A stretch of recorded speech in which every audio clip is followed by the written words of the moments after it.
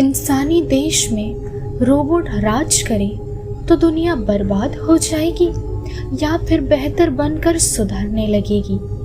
आपको क्या लगता है? जानने के लिए इस मूवी को अंत तक देखिए। तो चलिए कहानी की शुरुआत करते हैं। मूवी की शुरुआत में हम डिटेक्टिव डेल को देखते हैं। बुरा सपना देखने के कारण उसकी नींद टूट जाती है। सपने में एक लड़की गाड़ी के अंदर फंसी हुई थी और वो गाड़ी पानी में डूब रही थी। वो लड़की को बचाना चाहते थे लेकिन बचा नहीं सके और इस भयानक सपने को देखने के बाद वो काम पर जाने के लिए तैयार होने लगते हैं। डेल शिकागो जैसे फ्यूचरिस्टिक शहर के डिटेक्टिव थे। यहाँ डिलीवरी मैन की जगह रोबोट्स डिलीवरी किया करते थे। उसे ढकेल कर डेल काम पर जाते हैं। कुछ देर बाद डेल का दोस्त अपनी गर्लफ्रेंड को इम्प्रेस करने के लिए डेल से उसकी गाड़ी मांगता है, मगर डेल उसे कुछ पैसे देकर कहता है, मैं अपनी गाड़ी तो तुम्हें नहीं दे सकता, इसलिए तुम बस में ही जाओ। इस बीच एक रोबोट एक महिला का पर्स चुराकर भाग रहा था। डेल फौरन उसे पकड़ता है। फिर उसे पता चलता है कि वो रोबोट चुराए हुए पैसों को महिला को वापस देने के लिए जा रहा था और उसे उसकी गलती समझ आ जाती है। ऑफिस में उसके सीनियर ऑफिसर बर्नर रोबोट के बारे में उससे पूछते हैं। वहीं डेल इस बात पर हंसी मजाक करने लगता है। कुछ देर बाद वो यूएसआर कंपनी में जाता है। इस कंपनी ने शिकागो के सभी रोबोट्स बनाए थे और ये कंपनी शहर के हर गली और हर घर में रोबोट्स फैलाना चाहती थी। यहाँ आकर उसे पता चलता है डॉक्टर अल्फ्रेड, जो जाने माने इज्जतदार आदमी थे और यूएसआर के सबसे खास इंसान थे, उन्होंने अचानक खुदकुशी कर ली और जाने से पहले उन्होंने डेल के लिए एक संदेश छोड़ा है। इस विषय में जानने के लिए डेल यूएसआर कंपनी के सीईओ से बात करता है। साथ ही वो उनसे पूछता है डॉक्टर एल्फ्रेड ने उसके लिए ही संदेश क्यों छोड़ा, किसी और के लिए क्यों नहीं। इस बात पर सीईओ के पास कुछ खास जवाब नहीं था। इस केस को आगे बढ़ाने से पहले सीईओ डेल को एक और ऑफिसर को रखने को कहते हैं और उनके कहे मुताबिक ऑफिसर सूजन को रखा जाता है। सूजन डेल को डॉक्टर एल्फ्रेड के बनाए गए एआई दिखाती है और उसकी मदद से वो दोनों एक फुटेज देख रहे होते हैं। इस फुटेज में एआई विकी एल्फ्रेड की बातें बताने लगता है और इससे उन लोगों को केस के बारे में एक अच्छा सुराग मिलने ही वाला था, लेकिन कुछ टेक्निकल दिक्कतों की वजह से वीडियो बंद हो जाता है। आगे की छानबीन में वो लैब का ग्लास तोड़ने की कोशिश करता है। ये कांच काफी मजबूत था और इसे तोड़ना मुश्किल था। डेल को भी शक होने लगता है क्योंकि रिपोर्ट के मुताबिक सबका यही कहना था। डॉक्टर एल्फ्रेड उसे तोड़कर लैब से नीचे कूद गए, जिससे उनकी जान चली गई। इस बात पर सूजन बताती है लैब में सिक्योरिटी लॉक था और इस वजह से कोई भी उनके कमरे में नहीं आ सकता था और ये जानकर डेल दोबारा से कंफ्यूज्ड हो जाता है। वो सोचने लगता है शायद किसी रोबोट के जरिए ऐसा कराया गया हो। वही सूजन डेल को यूआरएस के रोबोट्स के कई नियमों के बारे में बताती है, जिसे जानने के बाद डेल को लगने लगता है शायद रोबोट्स भी ऐसा नहीं कर सकेंगे। अचानक अब उस कमरे में मौजूद एक रोबोट सूजन की बंदूक लेकर डेल पर पॉइंट करता है। सूजन रोबोट को डीएक्टिवेट हो जाने का ऑर्डर देती है, लेकिन वो रोबोट बिल्डिंग से सीधा नीचे कूद जाता है। इस बारे में जानने के लिए ये दोनों मैन्युफैक्चरिंग फैसिलिटी के रोबोट्स पर बंदूक तानकर उन्हें ट्रिगर करने की कोशिश करते हैं, मगर एक भी रोबोट अपनी जगह से नहीं हिल रहे थे। सभी नॉर्मल बर्ताव कर रहे थे। अब डेल एक रोबोट को शूट कर देता है, तब भी सभी रोबोट साधारण बर्ताव कर रहे थे, लेकिन एकदम से डेल नोटिस करता है भगौड़ा रोबोट भागने की फिराक में है। डेल फौरन उसका पीछा करता है, लेकिन इतने सारे रोबोट्स में से उसे पहचानना उसके लिए मुश्किल था और मौके का फायदा उठाकर वो रोबोट डेल पर हमला करके भाग जाता है। लेकिन डेल भी शातिर कम नहीं था। उसने पहले से ही बैकअप बुला रखी थी और बड़ी आसानी से बाहर मौजूद ऑफिसर्स इस भगौड़े रोबोट को पकड़ लेते हैं। डेल उस रोबोट से पूछताछ करने के लिए बेताब था। मगर किसी से भी उसे मंजूरी नहीं मिल रही थी। जैसे तैसे वो बर्नर को समझाता है और उसे 5 मिनट का समय दिया जाता है। वैसे इस रोबोट का नाम है सनी। डेल सनी को डॉक्टर एल्फ्रेड की तस्वीरें दिखाकर उससे कई सवाल पूछता है। वो ये भी पूछता है कि आखिर वो भागने की कोशिश क्यों कर रहा था। सनी कहने लगता है वो घबराया हुआ था। डेल हैरान था क्योंकि रोबोट्स में फीलिंग्स नहीं होती है। डेल सीधा उस पर इल्जाम लगाता है डॉक्टर एल्फ्रेड की मौत का। बार बार इसी एक बात को दोहराने की वजह से सनी को गुस्सा आ जाता है। ठीक तभी यूआरएस का सीईओ वहां पहुंचता है और डेल से कहने लगता है रोबोट्स कभी भी किसी इंसान को नहीं मारेंगे क्योंकि ये उनके नियमों के खिलाफ है। डॉक्टर एल्फ्रेड की मौत को एक्सीडेंट का नाम देकर वो सनी को वापस यूआरएस को सौंप देने के लिए कहते हैं, जिससे कि यूआरएस उसका इलाज कर सकेगी और डीकमीशन भी करेगी। अगले सीन में न्यूज़ में दिखाया जाता है डॉक्टर एल्फ्रेड के मौत के साथ साथ नए जमाने के हिसाब से बनने वाले रोबोट्स अब नहीं बनेंगे। इस न्यूज़ को देखते देखते बर्नर और डेल रोबोट से जुड़ी बातें कर रहे होते हैं। डेल बर्नर से कहने लगता है शायद वो रोबोट डॉक्टर एल्फ्रेड के साथ था उस घटना के समय और उसने जानबूझकर डॉक्टर के साथ कुछ ना किया हो। बर्नर के सपोर्ट से वो अपनी छानबीन जारी रखता है और डॉक्टर एल्फ्रेड के घर पहुंच जाता है। छानबीन के समय एक रोबोट तहस नहस करते हुए डेल पर हमला करता है और डेल अपनी जान बचाकर वहां से भागता है। पूरा घर इस तहस नहस से बर्बाद हो चुका था। कुछ देर बाद इस घटना के बारे में याद करने पर डेल डॉक्टर एल्फ्रेड की कुछ थ्योरीज के बारे में याद करता है, जिस पर लिखा हुआ था घोस्ट इन द मशीन्स, यानी कि मशीन्स को कोई और भी कंट्रोल कर रहा है, वो भी अपने तरीके से। डेल को यूएसआर की टीम पर शक था।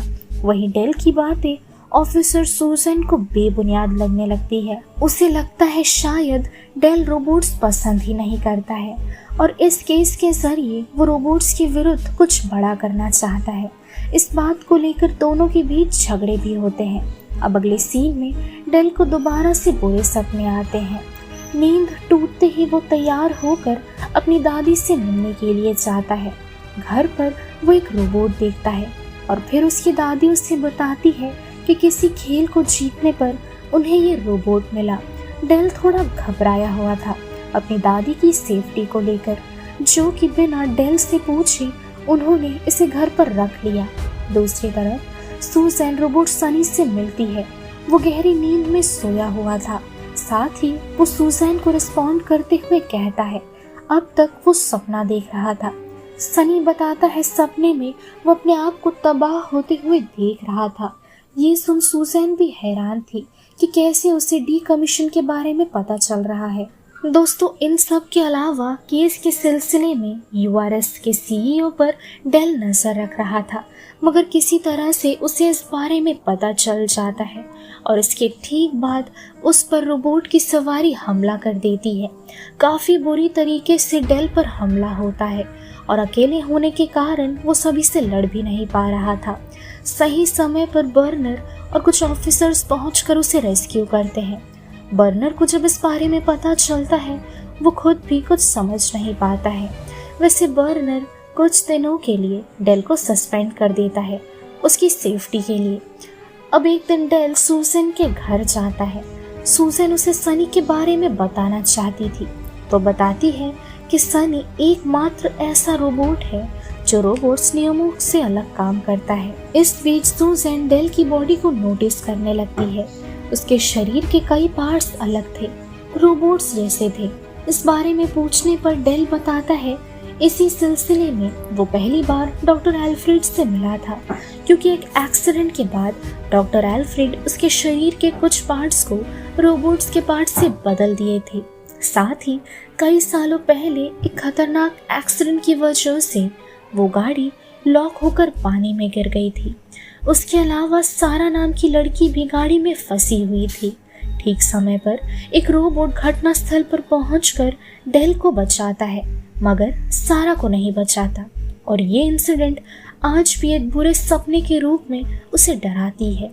इस हादसे के बाद से डेल को रोबोट्स पर विश्वास नहीं था, क्योंकि उन्हें ऐसे मौकों पर क्या करना चाहिए ये नहीं पता। उनके कैलकुलेशंस शायद इतने गलत होते हैं कि इससे किसी इंसान की जान तक चली जाए। अब सारी बातें खत्म करके ये दोनों सनी की खोज में लैब के लिए निकल पड़ते हैं। डेल सनी की डेटा इकट्ठा कर लेता है, साथ ही वो उसे परखने की कोशिश भी करता है। सनी से बातचीत करने पर सनी उन्हें बताता है, एक दिन हम सभी रोबोट्स किसी एक आदमी द्वारा फ्री हो जाएंगे और हमेशा के लिए यहाँ से चले जाएंगे। और फिर डेल उससे पूछता है, क्या तुम जानते हो डॉक्टर एल्फ्रेड ने तुम्हें क्यों बनाया था? मगर उसे कुछ नहीं पता था, लेकिन सनी का भरोसा था कि उसे बनाने के पीछे एक खास मकसद था। ठीक तभी सुसान और डेल को गार्ड सीईओ के रूम में लेकर जाते हैं और फिर डेल उन्हें रोबोट द्वारा किए गए हादसे के बारे में बताता है। इस बात पर सीईओ कहता है, कहीं ना कहीं इसकी वजह एल्फ्रेड है और उन्हीं की वजह से ये सब कुछ हो रहा है। इस बात को लेकर दोनों में झगड़े शुरू हो जाते हैं। डेल उसे काफी बातें समझाने की कोशिश करता है, वहीं वो सीईओ डेल को गुस्सा दिलाने के लिए उसकी लाइफ की पुरानी बातों को खींचने लगता है। दोस्तों, सनी ने डेल को एक तस्वीर भी दी थी और इसे देखकर डेल कई बातें समझने की कोशिश करता है। इधर कुछ ही देर में सनी की डीकमीशनिंग थी। इस मेथड के जरिए सनी को शायद हमेशा के लिए यहाँ से जाना पड़ेगा। सुसान को सनी का काम सौंपा गया था। वो काफी परेशान और हताश थी, लेकिन चालाकी से वो सनी को किसी दूसरे रोबोट से बदल देती है। दूसरी तरफ सनी और डॉक्टर एल्फ्रेड के दिए गए कई क्लूज के जरिए डेल एक अजीब सी जगह पर पहुंचता है। यहाँ कई सारे रोबोट्स मौजूद थे जिन्हें डीकमीशन किया गया था। यहाँ उसे एल्फ्रेड का एक मैसेज भी मिलता है। साथ ही वो देखता है सभी नए रोबोट्स पुराने रोबोट्स को बर्बाद कर रहे हैं।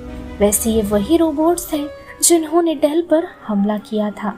डेल फौरन वहां से भागता है और इस बारे में सुसान को बताता है, लेकिन नए रोबोट्स का एक साथी सुसान को उल्लू बनाकर उसका मैसेज सुसान तक पहुंचने ही नहीं देता।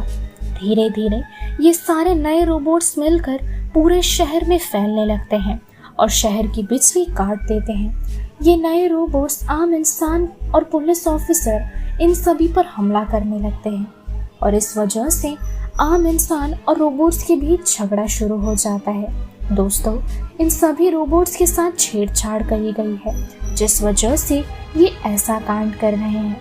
डेल और सुसान इस सिचुएशन में सनी को लेने के लिए यूआरएस पहुंचते हैं, जहां उन्हें सीईओ की लाश पड़ी हुई मिलती है।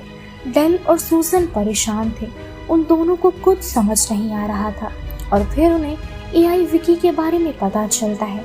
दोस्तों, एआई विकी वही है जिसे हमने शुरुआती सीन्स में एल्फ्रेड के मैसेज पर देखा था।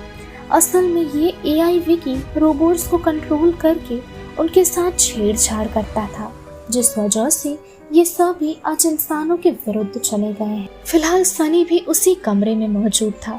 एआई की बातें सुनकर वो सुसान पर गन पॉइंट कर देता है और नाटक करने लगता है कि वो नए रोबोट्स के साथ है, मगर एक एक करके वो बिगड़े हुए रोबोट्स पर हमला करता है।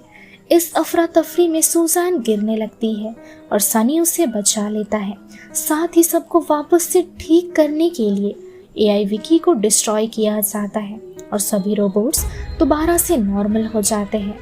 इस घटना के बाद डेल और सनी बात कर रहे होते हैं।